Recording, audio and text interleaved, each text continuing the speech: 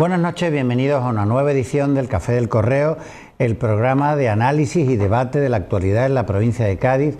Están hoy con nosotros Manolo Gómez de la Torre, Emilio de la Cruz, Enrique Montiel y Rafael Garófano. El primer tema que les planteamos a nuestros invitados para debatir es la crisis abierta por la ministra de Defensa, Margarita Robles, en el momento que comunica su decisión de embargar la venta de bombas cuyo contrato había alcanzado el gobierno anterior con el de Arabia Saudí, y que fruto de ese embargo había puesto en peligro el contrato de venta de las corbetas, las famosas corbetas, a ese país. Eso ha provocado pues la intervención de la ministra, que tuvo que ir a dar explicaciones al Senado, movilizaciones de la plantilla de Navantia en San Fernando, ha tenido que intervenir el ministro de Asuntos Exteriores, Borrell, para alcanzar un acuerdo con el gobierno de Arabia Saudí.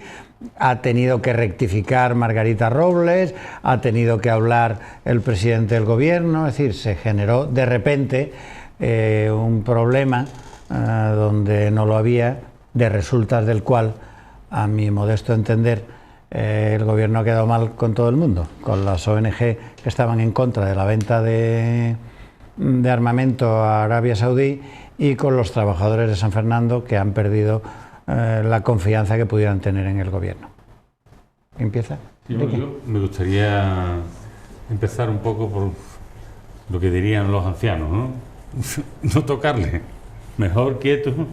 Si se ha arreglado, no tocarle, porque claro, que lo que estaba en juego eran 6.000 puestos de trabajo durante varios años, y eso era muy... Entonces, bueno, si realmente esto acaba bien y efectivamente pronto llega la orden de que se empiece a cortar chapa y a construir la fragata, pues, hombre, Ferrol y San Fernando van a respirar bastante. Pero bueno, sería también cuando amaine la tormenta, cuando pase todo, hacer alguna reflexión. Pero claro, aquí se vio claramente alguna de las jugadas. Las bombas esas no la había vendido el presidente Sánchez, había sido una cosa de Rajoy, del gobierno anterior. El contrato también era el contrato de la fragata del gobierno anterior. En fin, hay una especie de criminalización a posteriori del gobierno anterior que ya no está, y claro, en este caso las consecuencias han sido bastante erosivas, ¿no? Han erosionado mucho al gobierno de Pedro Sánchez, que además tenía una semana muy mala, porque claro, a una ministra feminista le legalizan un sindicato de prostitutas. Claro, dice, me ha metido un gol por la escuadra. Pues si te has metido un gol, coge el camino del vestuario y dimite también, claro. Pero bueno, ha dimitido la directora general, o no sé qué, subsecretaria, alguien. Y ahora la ministra Montón, con el escándalo enorme del máster ese, que lo de los másteres sería también para que le dedicáramos una parrafada a cada uno. Y luego lo de la ministra de Defensa, que eso es tocar el pan, ¿no? Y cuando tocas el pan, pues entonces lo que se ha producido es poco para la que se hubiera formado si realmente se llega a confirmar la noticia negativa de que Arabia Saudí suspendía el contrato de las corbetas, como le habían suspendido a él, al reino, el contrato de las bombas guiadas, ¿no? Yo creo de todas formas que la ministra está tocada, muy tocada, y ha quedado muy tocada, porque hay para mí dos temas claves que ponen un poco en riesgo político supuesto, y además un poco también la preocupación de cualquier gobierno, como en este caso, como no podía ser menos, de la estabilidad en las relaciones con otros, en este caso, clientes, ¿no?, que dan trabajo y que dan situaciones. Ya comentamos el otro día lo del cambio de modelo productivo, por lo tanto eso lo dejamos ahí. ¿En qué me baso yo para decir lo de la ministra? Primero, dice que llega al ministerio y que empieza a ver contratos, y a ver los contratos que le puede gustar más, y que toma la decisión de devolver el dinero. Eso para mí es es algo preocupante, que alguien pueda estar en un ministerio y sin consultar haga esto. Y segundo, hay constancia clara que con esta situación Arabia Saudí pide al gobierno español que cese a la ministra.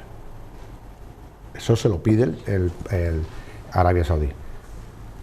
Ha salido todo corriendo, se ha cambiado el tema, por lo tanto, la ministra ya tiene una petición de un cliente importante y fundamental de su cese. A partir de ahora, ¿qué puede ocurrir?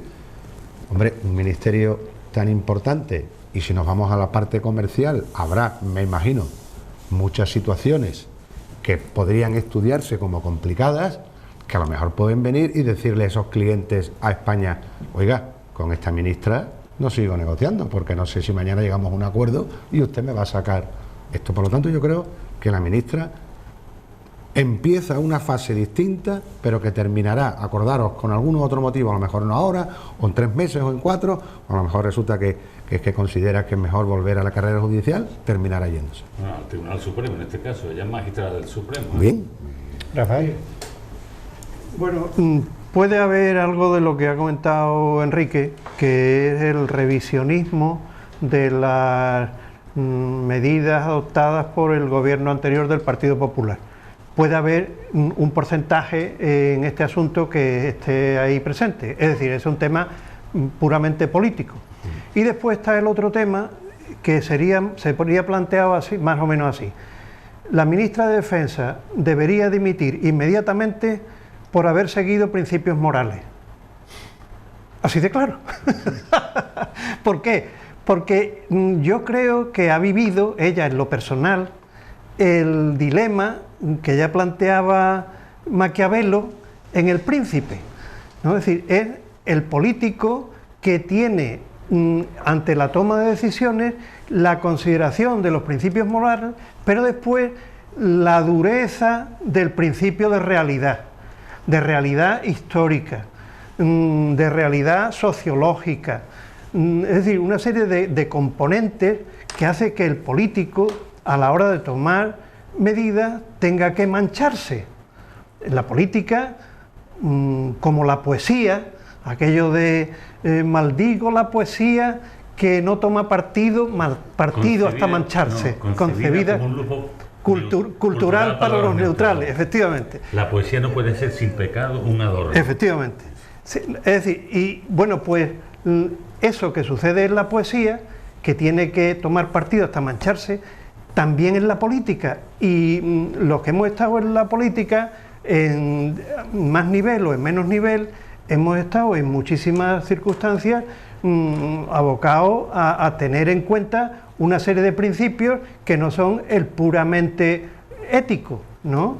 Y yo creo que ella ha actuado con el componente político ese que comentábamos al principio, y es muy posible que con este otro componente. Además, es un componente que no es solo de carácter personal, sino que de alguna forma desde Europa se había dicho que mucho cuidado con estar favoreciendo el armamentismo de Arabia Saudí por las actuaciones que había venido, es decir, que también tenía un marco europeo en el que ella es muy posible que se haya basado, pero la realidad socioeconómica de la zona, de esta zona tan dependiente de la industria naval y de la armamentística, pues ha llevado a que tenga que rectificar. ¿Y qué decimos todos?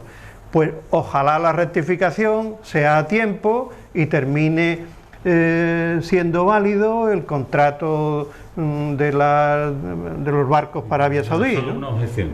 ¿Tú crees que la decisión de parar la ejecución del contrato, incluso cobrado al parecer, ha sido una decisión unilateral de la ministra o ha sido con un acuerdo del presidente, le ha dicho para esto, o el presidente aquí no ha hecho ni se ha enterado del estado? Es que eso también es otro tema importante, ¿no? Sí, no, parece que... parece. Porque si una cosa así, con las consecuencias que ha traído, el presidente no ha participado en la decisión, el presidente puede decirle, vaya el lío que me han metido. No, pero bueno, los ministros toman decisiones, quiere decir, no toda decisión del ministro está apoyada. Yo veo... Una decisión como esa, un contrato de Estado... No, de eso hay muchísimo, Enrique, y tiene que ir adoptando acuerdos ministeriales basados en los informes de los equipos políticos y administrativos de los ministerios. Yo ahora mismo he visto más mano de Pedro Sánchez en la rectificación que en la toma de decisión, la verdad. Y además otra cosa, ella cuando toma la decisión contempla la posibilidad de que haya este problema con las corbetas yo creo que no lo midió, creo que no lo midió. Pues entonces a lo mejor sería bueno que presentara la dimisión y se fuera. Si no mide el alcance de su... Ya te digo, tiene tantos principios éticos que debía dimitir. Exacto. Yo creo que ha habido un afán de notoriedad excesivo y eso no es solo de esta ministra, sino que parece como si los ministros quisiesen dejar para la posteridad determinados tipos de actitudes o declaraciones sin medir las consecuencias. Esto no era solo un canto, o había que prever que no se iba a quedar solo en un canto para de alguna manera contentar a los grupos pacifistas, sino que esto iba a tener sus consecuencias. A mí me recuerda la frase tan repetida de Casablanca cuando... ¡Qué escándalo! Se juega. Aquí dentro se juega. Pues parodiando esa frase habría que decir ¡qué escándalo! Aquí se construyen barcos en los astilleros de San Fernando y habría que preguntar ¿desde cuándo? No desde el gobierno anterior de Rajoy, ni del anterior, sino que es que hace 300 años que aquí se construyen barcos de guerra. Se juega, aquí se juega. Y por tanto no había que extrañarse de que eso era así y que luego esas armas pues resulta que se utilizan, el que los compra y así funciona desgraciadamente así funciona el mundo. Es verdad también que estos contratos de las corbetas se llevan fraguando años para que se haga una realidad. Y en un contexto de relaciones internacionales con los países árabes que son extremadamente extraños, porque aquí interviene y es fundamental el papel de la Casa Real de aquí, el papel de la Casa Real de allí. No, del rey, no de la Casa Real. Del rey, el propio rey. El jefe de la Casa Real. El de aquí y el de allí. Entonces, bueno, pues todo esto es complicado. Y más en una ministra que tiene experiencia en terrenos muy complicados de la administración del Estado, porque fue, no olvidemos, en su etapa anterior, pues le tocó lidiar con temas que son muy escabrosos y que sabe de las dificultades y de lo complicado que son determinadas cosas y determinadas declaraciones cuando se pueden poner en juego. En el caso anterior, pues determinado tipo de operaciones y en este caso, pues contratos como de los que estamos hablando. Parece que el tema se ha encauzado porque además resulta extraño el por qué surge el tema. ¿Por qué sale el tema de la venta de las bombas? Que es lo que conectado, lógicamente, como reacción que iba a tener el gobierno de Arabia Saudí, pues claro, tú me suspendes un contrato en vigor, que eso dentro de las relaciones comerciales que se establecen entre países, pues muy complicado restituirlo, porque genera una serie de desconfianzas que son muy dificultosas de sostener. No solamente las corbetas, están el AVE a Meca, hay muchas otras obras públicas también. Porque aquí han estado temblando pues todas las empresas que tienen intereses allí y que son intereses de allí que están aquí invirtiendo en otro tipo de terreno. Por tanto, es un tema que yo creo complicado. Cuando, desde mi punto de vista, el tema que debiera haber sido el que saltase es, efectivamente, se van a anunciar que se seguía adelante con el contrato de las corbetas, que ya estaba a punto con la visita que iba a haber, que se iba a hacer, y en ese mismo contexto haber anunciado que este gobierno, no obstante, apostaría porque a medio plazo se abriese camino a otro tipo también de producción que no fuese solo la de armamento, porque estamos en un mundo que bum, bum, bum, bum, bum, bum, bum. Y ese hubiese sido lo que un gobierno... Como discurso, quiero decir. No, como discurso, y no solo como discurso. Porque, como discurso, Manolo. Hombre, pero quiero decirte, cuando tú hablas a medio plazo, no tiene por qué estar condenado un país a una sola actividad productiva en un campo determinado, aunque es verdad que para obtener la excelencia que hoy tiene España en la construcción de ese tipo de corbetas, pues son años. Pero eso no quita para que tú puedas anunciar que dentro de tus prioridades pues estará la posibilidad de ir abriéndose camino a otro tipo, lo mismo que se va a abrir camino a medio plazo, pues energías alternativas, etcétera, etcétera. Pero la semana pasada te perdiste, Manolo, un golpetazo de Emilio fantástico, que dijo que estaba de acuerdo en cambiar el modelo productivo. Sí, que estaba de acuerdo, sí. Porque alguien dijo Rafael, Emilio dijo: sí, yo estoy totalmente de acuerdo con el alcalde. Mira, en este tema del principio de realidad, yo creo que tendríamos que fijar la vista en una pareja muy interesante, que es la pareja que comanda Podemos en Cádiz y en Andalucía. ¿Cómo en Andalucía se mueve en el campo de los principios con facilidad? ¿Por qué? Porque no tiene capacidad para tomar ninguna decisión, que afecte a la vida de los ciudadanos. Claro. Sin embargo, el alcalde de Cádiz sí. Consecuencia, no solo se alteran las declaraciones, sino también los comportamientos. Y eso es una situación a la que está abocada la política. Está claro que las ONG tienen que decir lo que tienen que decir, pero nunca van a tener que tomar decisiones que afecten de esa manera al conjunto de los ciudadanos. Es que la política es así, de cruel o de realista, pero como se quiera decir. Las dos banderillas que le quería poner la ministra Rajoy. Otro problemilla que habrá ya en plan cotilleo, porque parece que han llamado al rey emérito, que también ha intervenido en este asunto, ¿no? Me imagino que habrá dicho: con la que me estáis dando, me vaya a pedir. ¿Cómo veis? Porque se va el alcalde de Cádiz a Madrid, se reúne con la ministra, ¿cómo se llama?, de Transición Ecológica, y le plantea... Ese que es Montón. No, Teresa Rivera se llama. Sí. Que le plantea que los astilleros de la bahía se dediquen a la construcción de parques eólicos, aspas, no sé cuánto, ¿no? Que parece que todo el mundo tiene una ocurrencia en el cajón, y a las primeras de cambio la pone. Pues a mí se me ocurre Daniel López Marijuán, gran amigo al que todos queremos mucho, ¿no?, que se dedique al desguace de barcos. Claro. Bueno, hay una cosa importante ahí. Cualquier empresa, de cualquier tipo, cualquier sector, del tamaño que sea, y mucho más en este caso siendo astilleros españoles, tiene que ir buscando oportunidades de negocio nuevas cuando van cambiando la situación en la historia. Hemos tenido una crisis en el sector naval, entonces yo entiendo que eso se estará haciendo. Otra cosa es cuando cuaje, pero lo normal es que cuando tú te quedas en una empresa que hace tornillos, de buena primera no se compran tornillos, y tú tienes toda la maquinaria, tienes toda la especialidad, oye, vamos a ver si podemos hacer tuercas o vamos a ver si podemos hacer llaves, pero eso entiendo que está dentro del plan de actuación que debe tener. Emilio, la construcción naval militar tiene una cosa de siguiente virtualidad: que el más moderno barco de guerra que tú construyas, dentro de 20 años está obsoleto. Claro. Entonces, eso debe estar en marcha continuamente, en investigación, en I+D, pero lo cortés no quita lo valiente.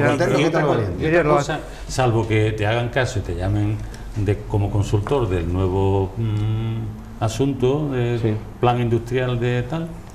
Está clarísimo una cosa, que es que lo que se hace aquí de toda la vida son barcos de guerra en Bazán. Y hay una fábrica que se llama la FABA, Fábrica de Artillería, que desarrolla armamento de última generación para aplicar a la...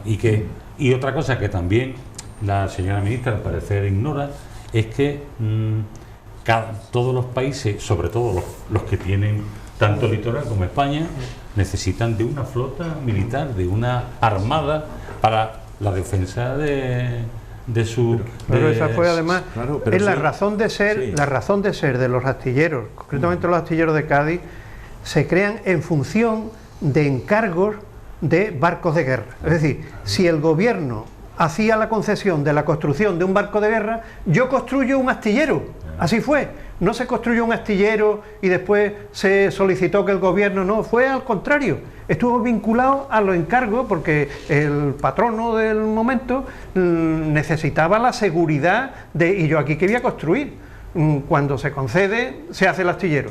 Y después desde ahí hubo un tiempo que todos recordamos porque no hace tantos años, que los astilleros de esta zona se quedaron absolutamente fuera del negocio internacional, fuera, que era la época de la reconversión naval, que se veía venir.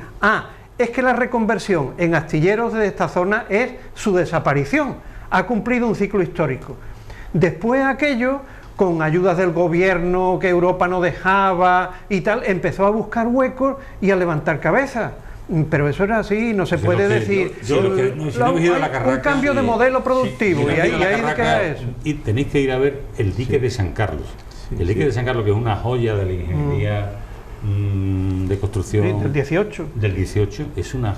Bueno, eso está allí desde 1700 y... Manolo. Lo que yo creo que hay una coincidencia, tenemos una coincidencia en que efectivamente hoy lo que ha hecho la ministra, y con su experiencia, porque no es una inexperta, es de una enorme irresponsabilidad, él hacer unas declaraciones que unilateralmente supone, ni más ni menos, que la ruptura de un acuerdo internacional, y además diciéndole: y encima te devuelvo el dinero que me habías mandado de señal, como se decía antes. A mí eso me parece me parece que es una irresponsabilidad. Pues ahí te da la clave de cómo es la señora. En lo que estábamos también... creo que en la construcción civil hemos tenido un ejemplo de cuando Corea ponía la mano de obra y otros ponían la tecnología, y hoy eso se ha vuelto al contrario. ¿Qué ocurrirá a medio plazo? Y para eso habrá que ir preparándose también a que hoy los países, incluido Arabia Saudí, incluida Venezuela cuando se le han hecho, Australia también, no ya solo ellos quieren el barco, sino quieren aprender la tecnología que les permita ir haciéndolo yo allí y que desde aquí se les suministre eso. Todo eso abre camino a lo que decimos, que aunque tú tengas que seguir especializándote en esa materia porque has alcanzado un lugar que hoy te permite ser puntero en ese campo, eso no quita a que tú, dentro de tus prioridades, abras camino a otro tipo de construcciones que evidentemente están en el futuro. Pero hoy por hoy es imprescindible el seguir manteniendo eso, y ponerlo en peligro por unas declaraciones irresponsables para tener que luego dar una marcha atrás. Y esto no lo olvidemos también. Yo creo que el tema se ha arreglado, que el tema se ha... parece que sí, parece que el tema... pero parece que está arreglado. Pero eso no quiere decir que una actitud como la que se ha tenido no vaya a tener consecuencias en este tipo de países que son muy recelosos a decir, bueno, pues sí, esto se va a hacer, pero ahora resulta que el rey hasta dentro de no sé cuántos meses no puede ver el papel de no sé cuánto, que eso con Marruecos lo estamos viendo constantemente. Cuando te dicen el acuerdo, todavía no se ha podido entrevistar, no ha habido una entrevista con Marruecos, porque el rey de Marruecos resulta que es que en estos 3 meses que lleva el nuevo gobierno, pues no ha tenido tiempo todavía para ocuparse de determinados temas. O sea que reacciones hay que esperar. Yo tengo información personal de una empresa que negoció y sigue negociando con los países del Golfo Pérsico. Y también conozco a una persona que fue destinada a una oficina de Qatar, me parece que era, expresamente y tal. después de años de negociaciones, estaban desesperados.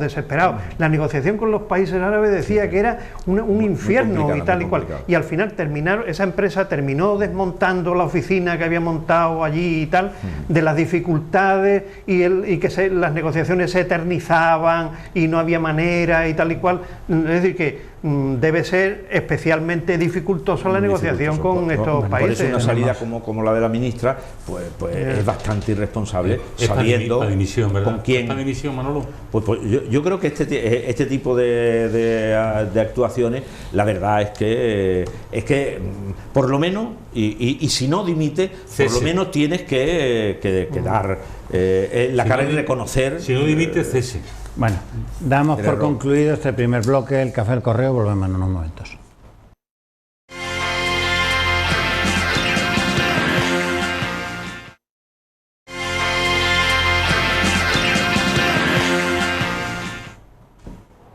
Continuamos en el Café del Correo, recordamos que están hoy con nosotros Rafael Garófano, Enrique Montiel, Emilio de la Cruz, Manolo Gómez de la Torre. En el primer bloque hemos hablado de los diferentes puntos de vista acerca del contrato de las corbetas con Navantia. Quería plantearle a nuestros invitados el proyecto de la autoridad portuaria de la Bahía de Cádiz, con el visto bueno del ayuntamiento, de tirar el edificio de la Ciudad del Mar, que se construyó en la época de Carlos Díaz, que lleva 25 años sin uso, que fue diseñado por uno de los mejores arquitectos de la provincia de Cádiz, Rafa Otero, y que al parecer hay un proyecto para tirarlo y levantar allí un nuevo edificio para un hotel con 200 habitaciones. Ya digo que, según publicaba Diario de Cádiz, cuenta con el visto bueno del Ayuntamiento de Cádiz. Rafael. Bueno, a mí me parece muy bien. Vamos, hay un periodo de tiempo más que sobrado para saber que ese edificio no está en el mercado. Y además, ese edificio, como anécdota, pero que puede ser importante, cuando se va a construir ese edificio, a un equipo de arquitectura se le ofrece la posibilidad de su diseño y preguntan sobre los usos concretos que tendrá ese edificio. Claro. Y no le responden. Y no aceptó el encargo. Y después otro equipo de arquitectos asume la construcción de un edificio que fuera significativo, simbólico, en el momento de los edificios singulares y que identifican a las ciudades y tal. Y tenía el componente de edificio escultórico, es decir, un edificio que ha cuidado mucho y que cuidaba mucho el aspecto externo, la imagen externa, etcétera, etcétera.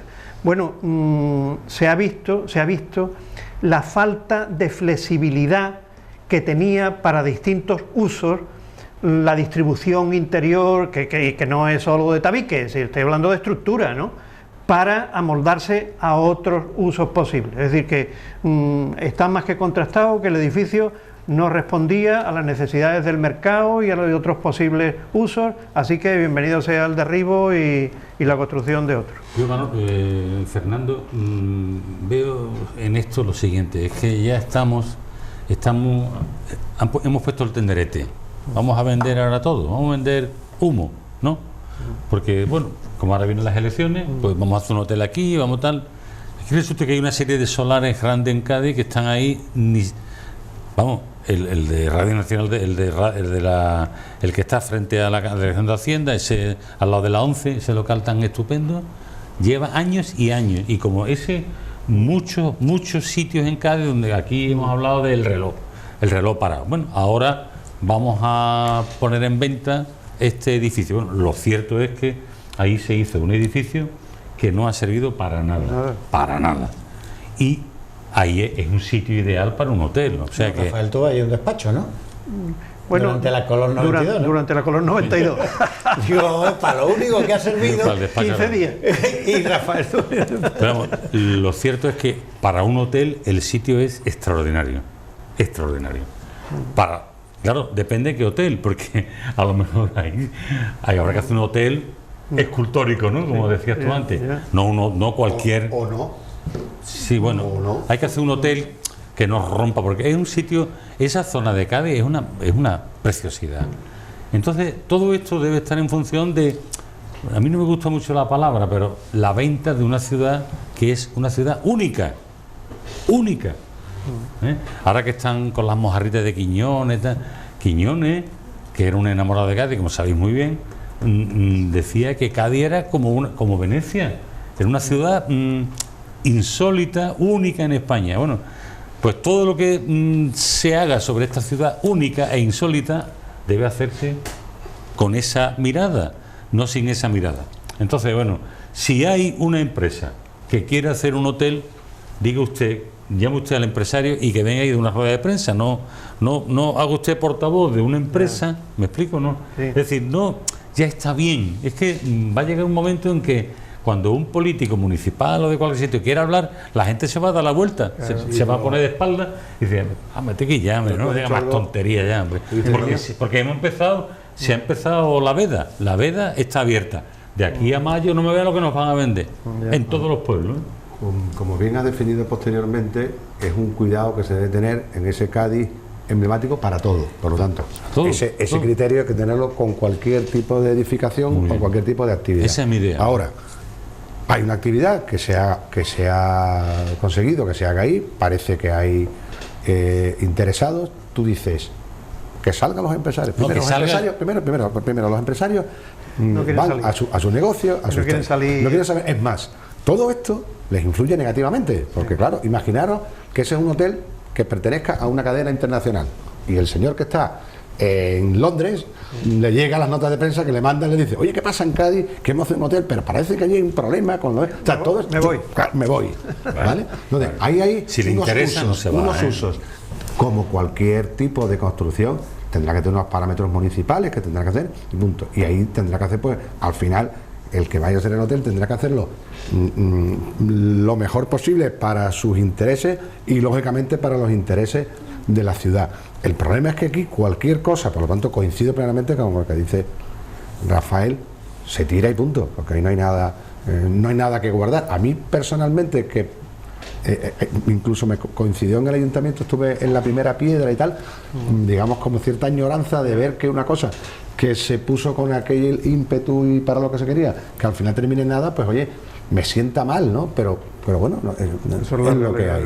Manolo. Sí, a mí lo primero que yo creo que, bueno, que prácticamente ya pasamos por alto porque lo damos por hecho, es que edificios que se construyeron, que costó un dinero hace 25 años, han estado abandonados y sin ningún tipo de uso y no pasa nada, son inversiones que se hacen con dinero público, que obedecen a proyectos que parecía que podían tener su sentido, pero que luego, pasado el tiempo, claro, ahora puede surgir el movimiento de que es que eso no debe tirarse porque forma parte de un patrimonio que convendría, pero claro, eso tiene un inconveniente, y es que si no se aprovecha la oportunidad que hay ahora de hacer un hotel, ¿qué se sigue haciendo con eso? ¿Qué pasa con eso?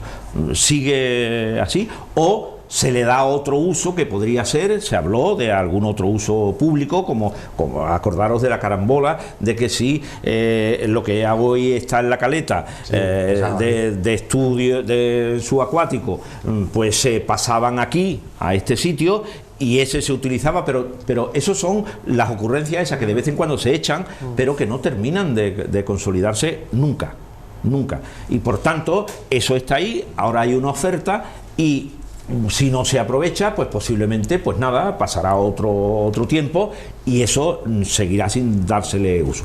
Porque si el asunto fuese que hay que escoger entre que eso, hay la certeza, porque se han hecho ya el proyecto previo, de que eso puede ser el centro de arqueología subacuática, pues estupendo, pues estupendo, sería una opción que yo creo que sería muy buena para ese sitio.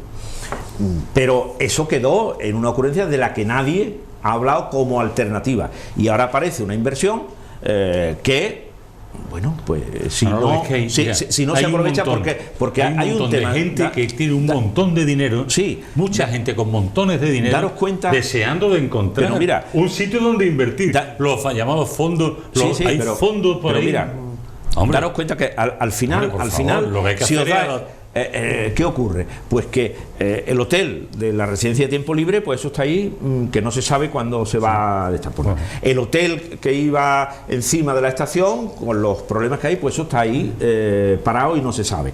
El hotel del estadio, bueno, pues parece que tampoco sale adelante. El hotel de la salud, el de la comisaría, la residencia, la comisaría actual, acordaros que la comisaría actual se había pensado en un trueque en la que ahí se podría construir un hotel a cambio de eso. El Pirulí, que tampoco está claro. La Casa del Almirante, que ahora parece que aparecen problemas y bueno, lleva parado no sabemos cuánto tiempo. El Olivillo, el hotel del Olivillo. Y Valcárcel, acordaros, no, pero ahora estoy hablando solo de los que se habían pensado darle un uso hotelero en la ciudad y bueno, y que están ahí. Por tanto, en esto, si no aparece la propuesta esa que se había dicho del centro o alguna otra cosa, esto no va a tener más remedio que sí, se derribará. Vamos a cambiar de tema.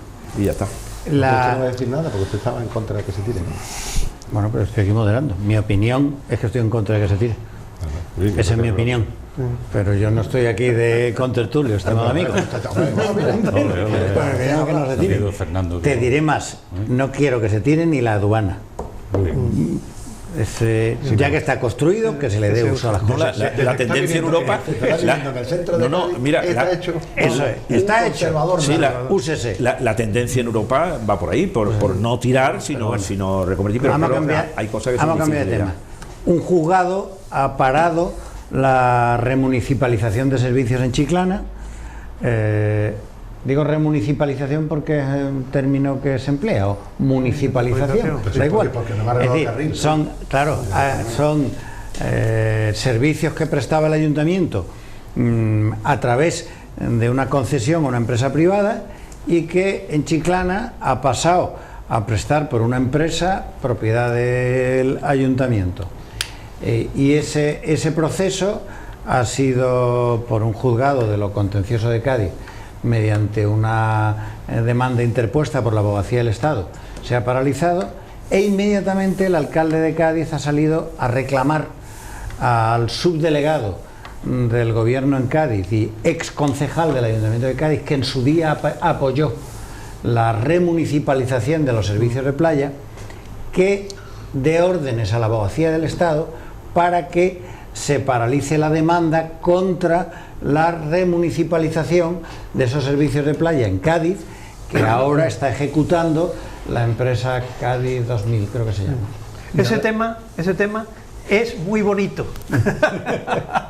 Es muy bonito, porque pone en flagrante contradicción a un miembro del PSOE en el ayuntamiento con el nuevo cargo que tiene ahora de carácter estatal o nacional, ¿no?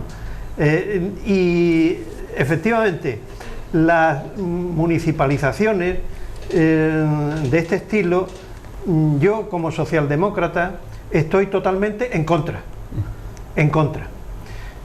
Y además vamos a fijarnos en el tema de Chiclana. Mi amigo el alcalde José María Román, gran gestor, yo creo que se equivoca.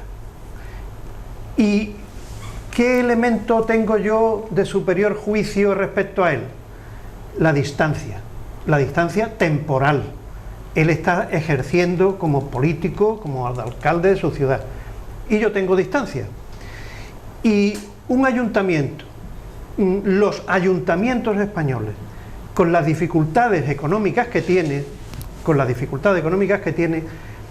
están salvaguardados por una norma o ley que impide el aumento de sus plantillas, solamente la reposición de los que se jubilan y tal y cual, porque los ayuntamientos suelen tener una presión muy cercana que les hace tener manga ancha con el tema de las plantillas municipales, sí, y ahoga a las administraciones locales. Entonces es una medida garantista para que eso no suceda.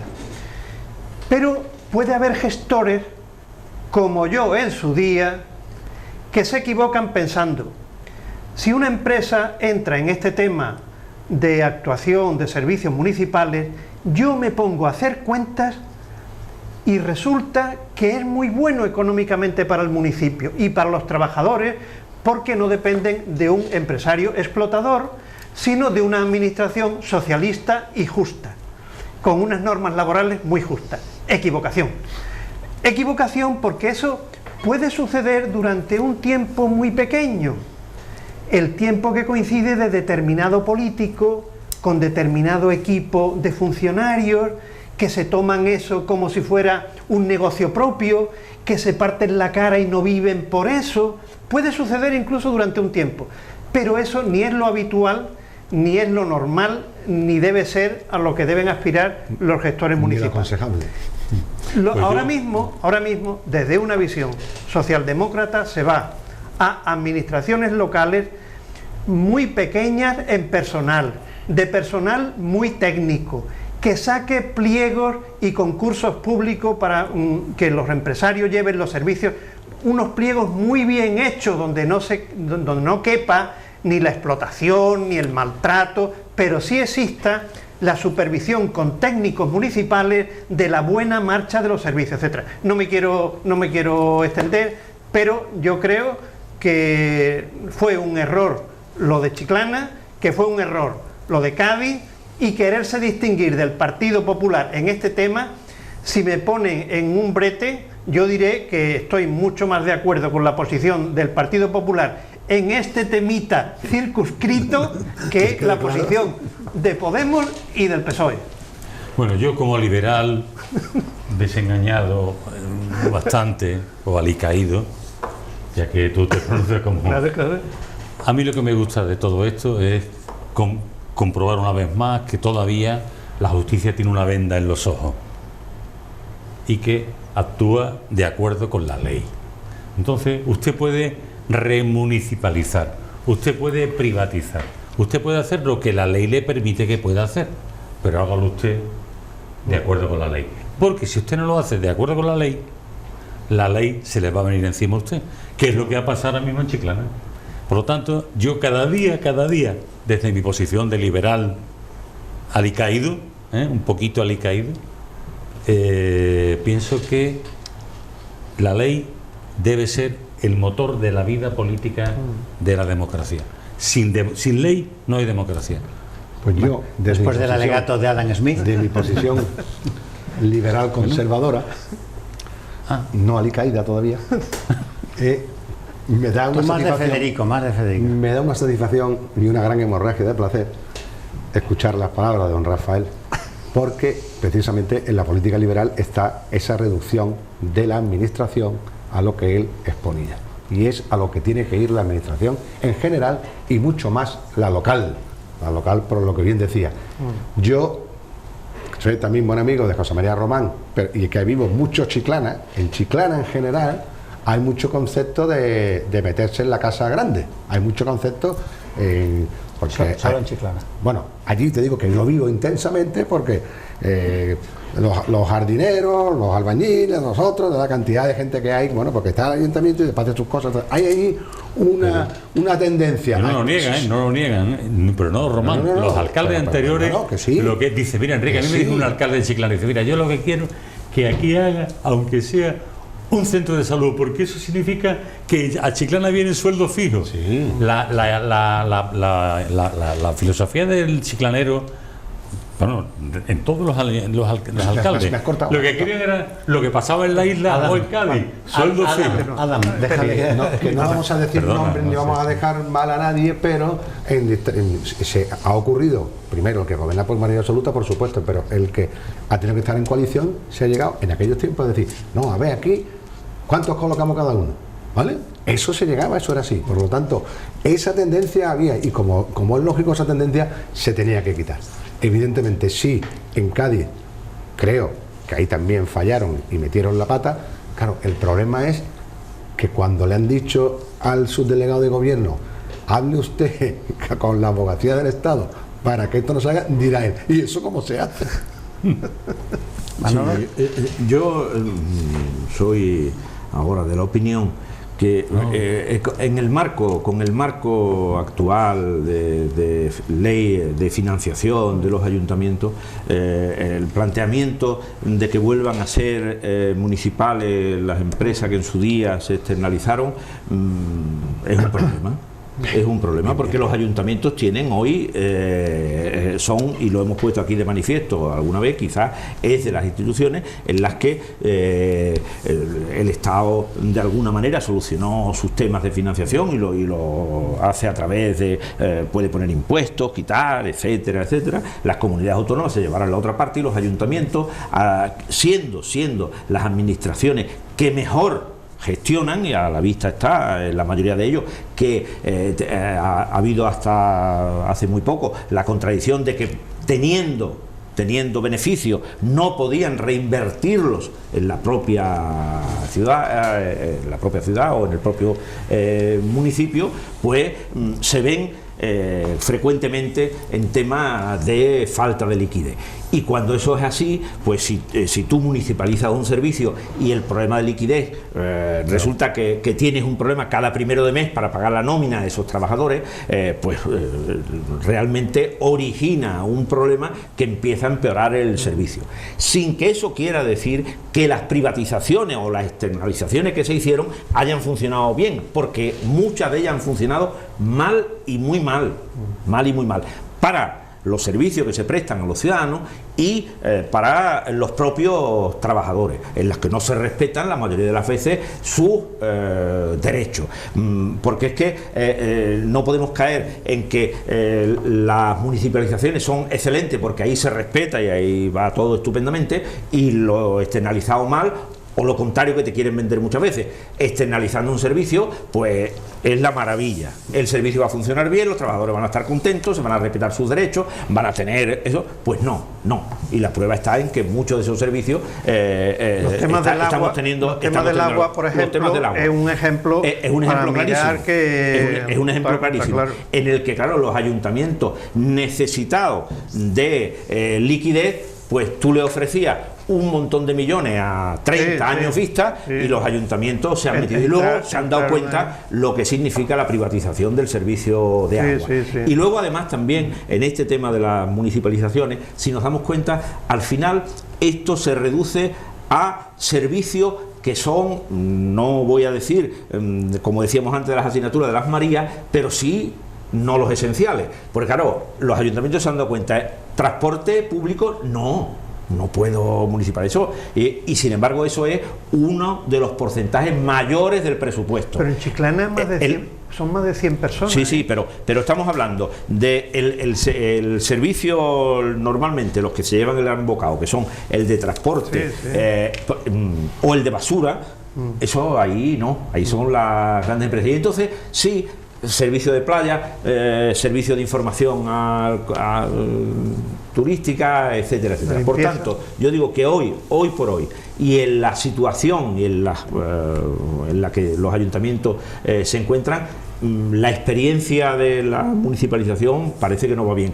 Pero también es verdad que si se va a externalizar servicios, tiene que hacerse con unos pliegos que garanticen un servicio al ciudadano efectivamente mejor, un servicio de inspección de las administraciones muy duro y muy constante y muy encima, y que se respeten los derechos de los trabajadores, que muchas veces para eso sí hay que tener buenos funcionarios, buenos equipos de funcionariado para eso. Para inspeccionar los servicios que están externalizados y ver cómo funcionan día a día encima de los servicios, ¿no? Las remunicipalizaciones tienen también un problema de caja del ayuntamiento, es decir, cuando la liquidez, claro que sí, ahí estaba el truco. Tú tienes ahí estaba el truco. 300 trabajadores en limpieza viaria y recogida de basura que lo lleva la empresa no sé cuánto, pues y tú le pagas a la empresa cuando conviene, viene bien, cuando claro. tú puedes, Claro. pero la empresa le tiene que pagar todos los meses. Claro, claro. Y la empresa entonces juega y hace traslado y disminuye y te aumenta jornada, en fin, que hemos visto eso. Lo que ocurre es que, claro, esos trabajadores muchas veces, con tal de que no se vaya al traste el sitio en el que comen, pues tienen que pasar por condiciones que son absolutamente... Esa dificultad de pago de la administración local a las empresas concesionarias es lo que hace que tenga el ayuntamiento manga ancha en las inspecciones y en la resolución de concesiones, etcétera, etcétera. Por la cuenta que le Porque, traen. hombre, si me pagas cuando te parece bien, me va a exigir encima, gran conflicto. Aquello ocurrió, si recordáis, no hace mucho, el concejal de limpieza, Lolo Bouza, Sí. que era inspector de medio ambiente al que le habían colocado al niño. Totalmente. La empresa. ¿Cómo iba a inspeccionar a la empresa que le había buscado el trabajo al hijo, ¿no? Bueno, damos por concluido el Café del Correo, el departamento de dedicatorias. Hoy tengo varias, se voy a echar rápido. Venga. Al amigo Tony Carbonell, con sus exposiciones, que es un gran artista con los abanicos y con muchas otras cosas, y saludos que nos siguen. A mis buenos amigos Cristina y Rafa Pagán, amigos y consultores importantes de empresa nacional, que además trabajan en el ámbito de la mayoría de las empresas de ámbito de la formación nacional e internacional, sin embargo están ubicados en Chiclana, que puede ser un Silicon Valley en cualquier día de estos Chiclanas, y José María Román. Después, Arregla tu carril. aprovechando a José María Román, decirle que además de esto tiene el problema del carril, que no hemos podido hacer este verano, que yo quería haber hecho una tertulia allí, pero digo, me da vergüenza que vengan los contertulios, los compañeros y tal. Y aprovecho para mandar... Pero el clan de la Cruz se reunió allí al completo, ¿eh? Sí, clan de la Cruz, sí. Pero claro, eso es Más sacrificado. Más sacrificado. Y después le mando, aprovechando que hemos hablado del tema de la construcción naval, a toda mi familia Gil de San Fernando, que están muy vinculados. De hecho, mi bisabuelo Ángel Gil Villar, cuando vino destinado de Sestao, lo primero que venía era a la localización del suelo para la constructora, que iba a ir en Puerto Real. Y fíjate cómo, o sea, por eso fíjate, si quiero ir a la construcción naval, que la trajo a San Fernando. Mándale un saludo, Emilio. Mándale un saludo a tu pariente Bartolo, que ya está mejor, ¿no? Verdad, los mecánicos de Renault, hombre, a Sergio, que ha estado testigo hoy, que ha hecho que lleguemos ahora a Sergio de Renault. Y a Bartolo, que está mejor, tu pariente. Hombre, claro, Bartolo, pero bueno, y no quería Bartolo, lo saludé la última vez, pero lo saludo nuevamente. Toda la semana hay que saludar. Que lógicamente es el único, Bartolo, te echamos de menos, te queremos un montón, pero el cuelo que lo tiene allí el Montier, que tiene el Montier, el cuelo. El Monti es el que controla allí. Por supuesto. Bueno, pues damos por concluido el Café del Correo de esta semana. Agradecemos a Enrique Montiel, a Emilio de la Cruz, a Rafael Garófano, a Manolo Gómez de la Torre sus opiniones y sus comentarios. Les agradecemos a todos ustedes por habernos prestado atención y les convocamos para dentro de una semana con nuevos temas en el Café del Correo.